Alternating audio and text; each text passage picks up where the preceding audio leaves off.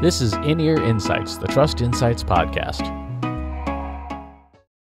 In this week's In-Ear Insights, we're going to go ahead and save you the pain of any singing, but we just celebrated the third anniversary of the public announcement of Trust Insights. The company was founded in December 2017, but we did not launch until we formally wrapped up our employment with our former employer. So on March 19th, 2018, at IBM Think, that was the year we launched the company. So here we are 3 years later.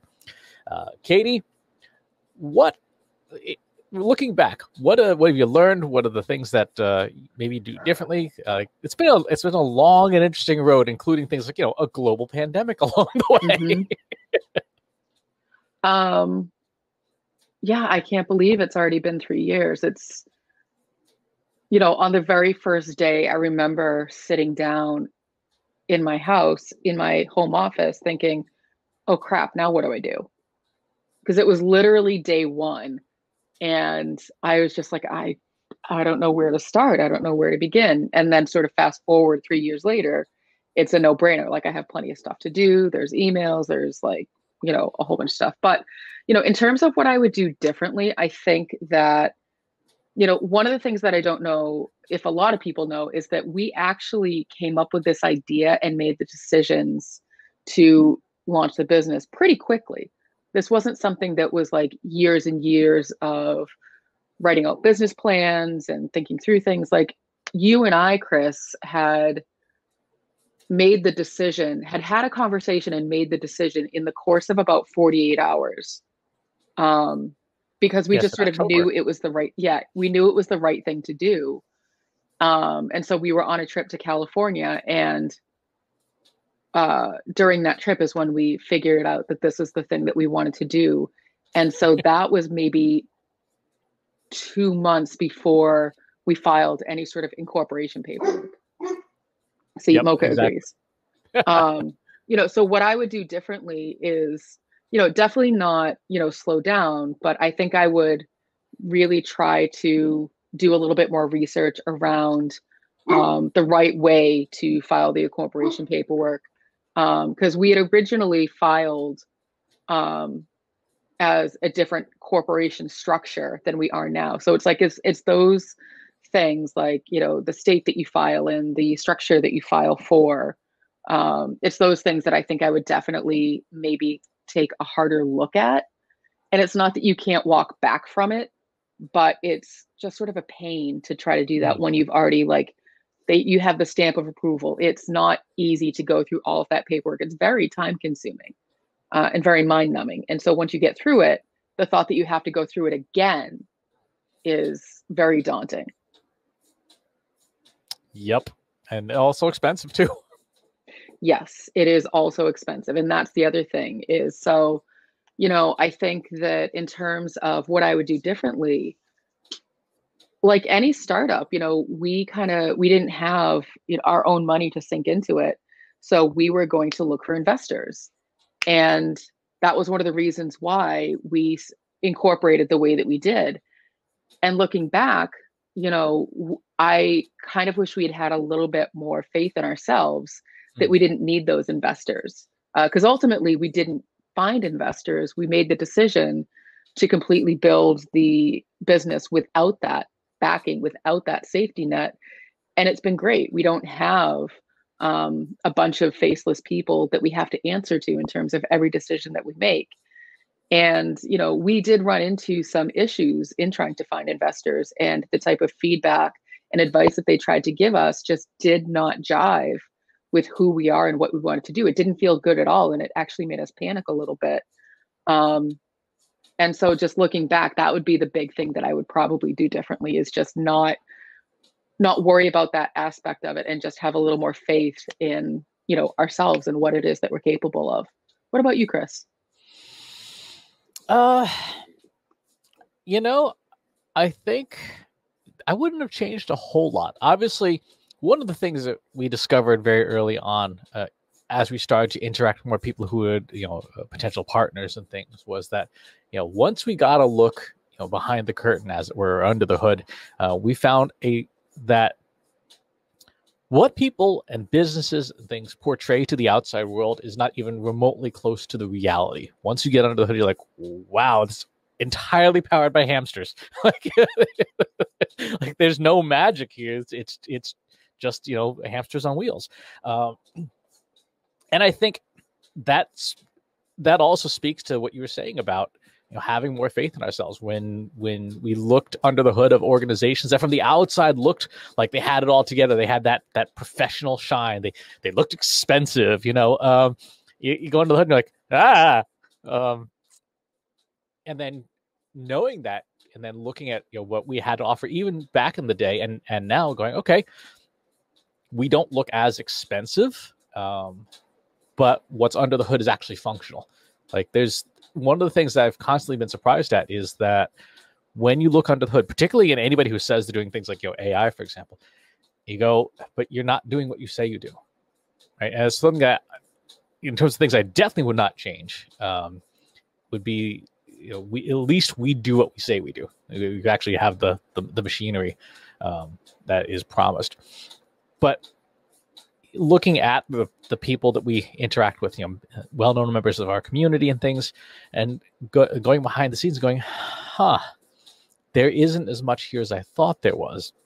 So doing things differently would be, again, putting more faith in ourselves, saying, you know what, it's good to have friends, it's good to have partners. You may not necessarily be able to rely on them as much as you think, and they may not be as capable as you think that they are from outside appearances only. It's kind of like what people say about, you know, social media in general, right? You know, just like what's on someone's Instagram is the highlight reel of their lives. It's not the day to day. And, you know, we found that out very quickly, you know, in our first couple of years of business. Like, wow, we the highlight reel is really just the highlights, and there's a whole lot of stuff that you don't see.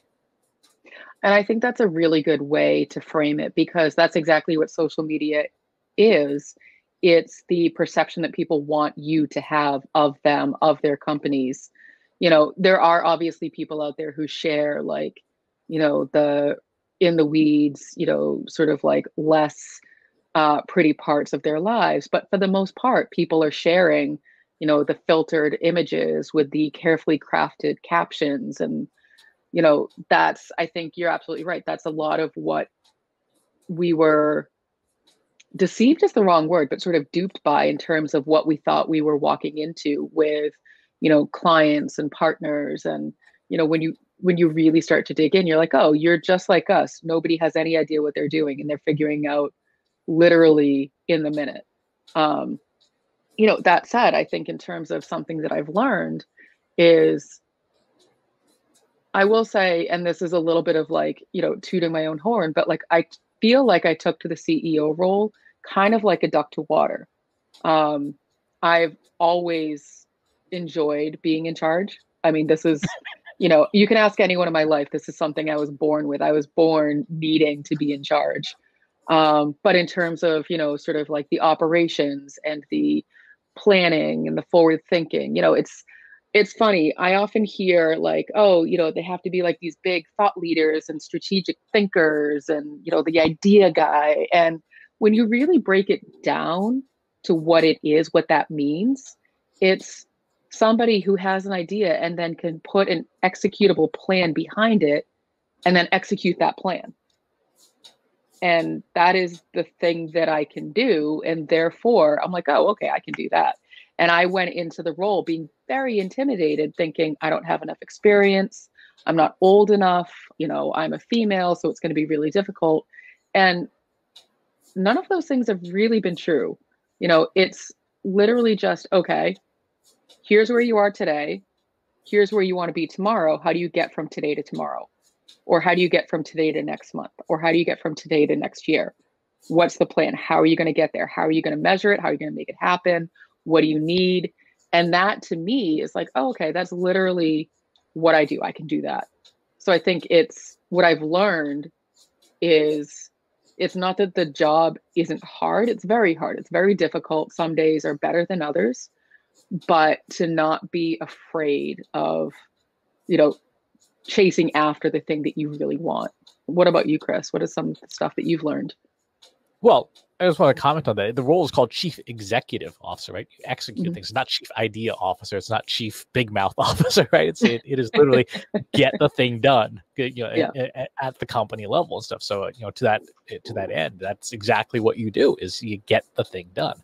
um, you're right that sort of the outside world has sort of layered on these additional things that a CEO's, in theory, should be known for. But at the end of the day, you got to get the thing done. You got to make the company profitable. Mhm. You got to make sure workers stay employed, the taxes get paid, and yes, there's operations officers and things at a lot of bigger companies, but the reality is it always still rolls back up to the corner office. Mhm. So yeah, in terms of what I've learned, it's been a fun and interesting trip because in every other role that I've had prior to this one, I kept getting, moved higher and higher up the management ladder, which meant I ended up doing less and less actual work. I Mhm. remember that first week, like we were talking about, I looked at the calendar 2 weeks prior when we were at our old job, and 35 of the 40 hours of the week were meetings. Like no actual work was getting, just meeting after meeting. And then 2 weeks later, it's like, oh look, there's large swaths of time, and it's gotten me back into the operational side of things, of just doing the thing. And it's been an amazing trip from that perspective, because getting back in the weeds, doing the thing, writing the code and stuff, has been a delight to be able to sit down and actually play with stuff and make things. When we came into the company, we had some ideas and things that we kind of brought with us. Certainly, a Mhm. lot of knowledge that came with us. But in those first few months and continuing through to today, we're actually building the things as we think they should be, not as you know uh, somebody who's trying to put us as an add-on to another service. But it's like, no, this is actually a thing. Like just this morning, I'm working on building some new code to build attribution models for Google Analytics 4, because it's going to be the thing, and Mhm. whether we like it or not, we've got to work with it. No one else is saying, "Oh, it must do this. It must do this. It must do this." Because this client wants it this way. No, it's our professional judgment and experience to say, this is what we know is in the box. This is Mhm. what we can build from it, and it's going to iterate. It's going to change. It's going to evolve over time. But just having that freedom to say, "Yeah, I'm going to do it my way," is really very uplifting. Mhm. Well, and I want to sort of mention, so you had said, in previous jobs, like 35 of the 40 hours a week were stuck in meetings. I think that there is this misunderstanding of, importance. And so I definitely bought into the idea when I was much earlier on in my career that the more meetings I had, the more important I must be. And so I think that that's a tough mentality to shake if that's what you've been taught of if you're sitting in meetings all day, people must value you and value your opinion. And that might be true, but a lot of times it's not. If you look around at like how productive the actual meetings are, and if you walk away with next steps and things to do, and if those things are happening or not, or if it's just regurgitation of the same conversation over and over again. And I definitely have and had that like panic moment of, oh my God, my calendar is completely free for today. Nobody wants to talk to me. I must not be doing it right. And now I'm like, woohoo, my calendar's free today. I don't have to talk to anybody. But that doesn't mean that I'm not communicating with people. It doesn't mean that things aren't moving forward. I love having less meetings now. It's fantastic. To your point, you can actually get back into the getting things done versus just sitting, in meetings. Like, we sat in um, a meeting last week with one of our clients, and it wasn't our meeting. It wasn't my place to jump in and be like, and do what I do, which is take over all the time. It just wasn't the time and place for that. And, we left the meeting and you and I said, well, so what's next? And there was no next step. There was no follow-up set. There was no action item. There were no assignments. And to me, that's just a waste of time. Like, why bother? And so it's nice to be able to set that precedent for the company and really challenge the people who are trying to, spend time with you and take up your time to say, what value do we both get out of this conversation? And be able to say that to people, be like, is there an agenda? What do we want to accomplish? And if there isn't, okay, we're not having this conversation. And it sounds a little harsh, but we're now in positions where we can protect our time and be more productive and not just spend it, on the phone and on meetings for no real good reason. I love it. Yep. So in terms of where the company is going, where do you feel, as the CEO, as the grand vision, as the grand visionary thinker? Exactly. Where do you see things going in terms of the company as a micro project, and then sort of the macro, the bigger picture? So the micro, I think that we're definitely we're just going to keep doing what we're doing. We're going to continue to try to add value and solve problems for marketing teams that are stuck in some way. Maybe they've gotten in their own way. Maybe they don't have enough resources. Maybe they don't have enough experience. And so really the value that we bring to the table is, we plug into an existing team and support them and help them move forward to the point where they can then start making decisions with their own data. And so I see that just continuing on in different iterations, whether it's, a new attribution model for Google Analytics 4 versus Google Analytics 3, really keying into what is the pain point that you're having, what problem can't you solve, that Trust Insights can come in and help you solve. And so I see that continuing. In terms of sort of the bigger picture, I think that we're going to continue to focus in on really good, smart partnerships, because we are a small business and we can't do it all. But when you find really good partners that complement your skills, then you grow together. So I think that that's definitely something that we're going to continue to do. Personally, and I've said this a couple of times in different conversations, I would like to keep us as small as possible, as long as possible. I don't know how realistic that is, but there is something nice about not having, a dozen people running around doing a whole bunch of different things and trying to wrangle the circus. Having a smaller team allows you to be more agile. And so I would like to stay agile for as long as possible. I think that we're going to continue to hit bigger stages. I think that we are going to continue to, do more interesting and innovative and cutting edge things with artificial intelligence in respect to the marketing space, because it is still a very new thing. People talk about it a lot. There's a lot of conversation around AI, but there's not a lot of doing. There's not a lot of actual results and output. So I think that, Trust Insights is at the forefront of that. And again, sort of as we have the right partners, they can help us get that message out. I was just recalling the the quote from Dan Ariely about AI and big data and stuff. The mildly inappropriate ones, like AI is like teenage sex. Everyone's talking about it. Nobody actually has any idea what they're doing. So there you go. Macro wise, wholly unnecessary. It's in the 3rd edition of the book. It's in the 2nd edition too. Macro wise, when we look at the last year, especially, governments around the world, but the United States government in particular, where we're based, printed $4 trillion, like brand new, out of thin air, $4 trillion extra dollars. And that cash is sloshing around in the financial system. It's sloshing around in, in banks and institutions. It's one of the reasons why cryptocurrencies have done so well this past year. And as things wind down, thankfully, with the pandemic and things reopen, we should be looking at like 1945, 1946, right? What happened after the Great War ended? You suddenly saw this massive boom as people got back to normal life. And I think that we're going to see that. I hope that we're going to see that in the world, in the second half of 2021 and in 2022.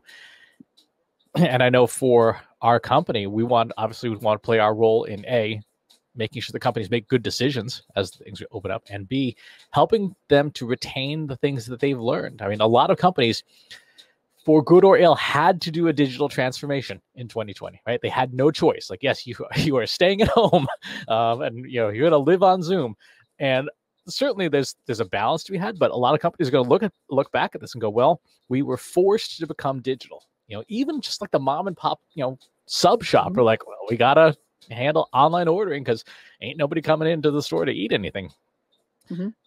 And I think that is where there's a lot of opportunity, not just for Trust Insights, but for every company to say, okay, well, what are we going to keep? What stuff, do we learn? Like, yeah, actually 70% of your workforce can work remotely. Maybe not all the time, but certainly, thinking back to the way office space is handled, you don't need 100 seats with 100 butts in it every single day, right? You can maybe have 40, and then people can stay home when they don't need to come in. And then on those days when they do have to have the 8 hours of marathon meetings in the conference room, they can come in and use the conference rooms. So I think we'll still see a lot of the digital transformation that happened continue on, possibly accelerate in spaces. And again, I think it's one of those things where hopefully we can continue to prove to our customers and our prospective customers that, yes, we have some value to add there too, because I'm very optimistic about the year ahead. And I am as well. And I think, with that optimism also comes, at least for me, gratitude. And so, one of the really great things that has happened as a side effect of building our own company is having better work, non-work life balance. And so, I'm home every day, pandemic or not, we started as a remote company.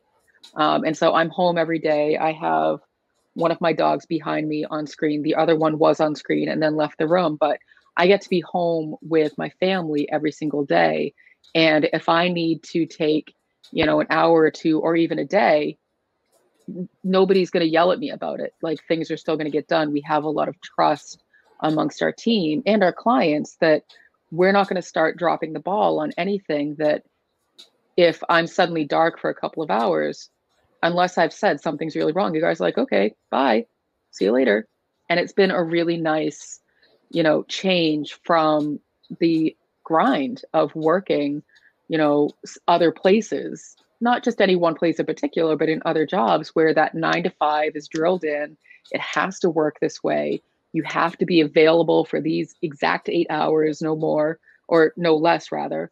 And I'm really hopeful that with the pandemic, that companies realize that the 9 to 5 is an unsustainable model.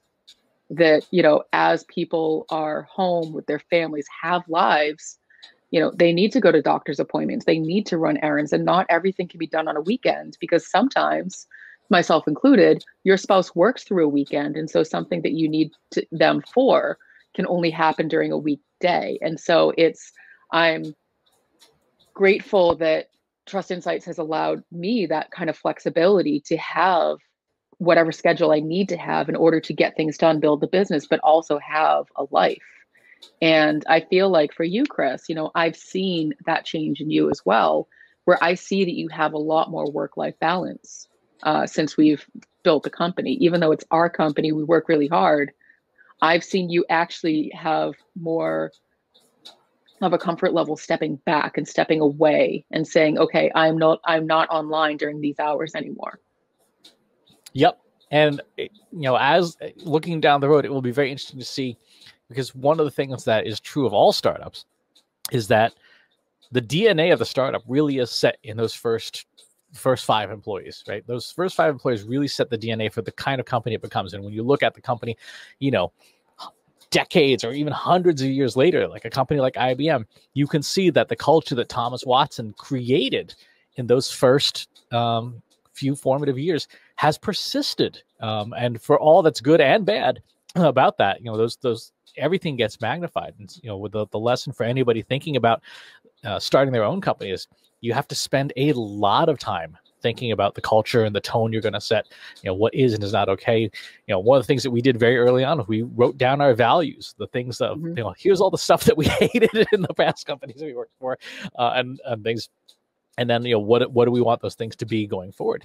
And with any kind of company that you're building, particularly when you start bringing on employees or even contractors, if you're going to be working with a network of freelancers, you will still have a culture that is set by those initial plank holders. And it's very difficult to change once the organization is going. It's very, very difficult.